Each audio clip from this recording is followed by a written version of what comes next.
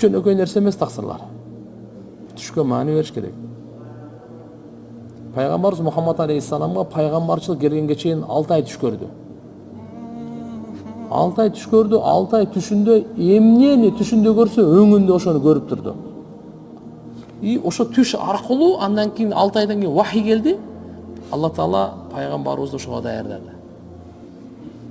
Бир.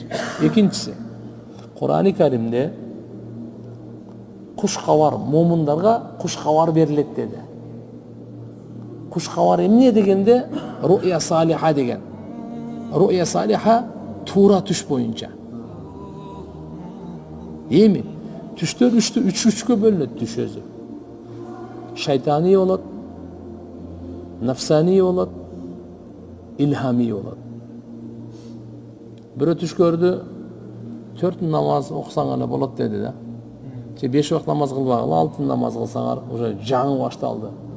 Депчи. Бул шайтандан да, точно шайтандан. Пайгамбарыбызды көрдүм дейт. Кандай экен пайгамбар? Сакал кырып, галстукчан, конкретно сүйлөп атат. Сен шайтан көрдүң. Чүтү, өтө нурлуу, укмуш экен деп мактап атат да. Өтө хулия деп коет, мисалы түсү башын сурасаң башкача. Бул шайтандан көбүнчө. Кээде өлүм болуп келет, коркутуп келет шайтандан.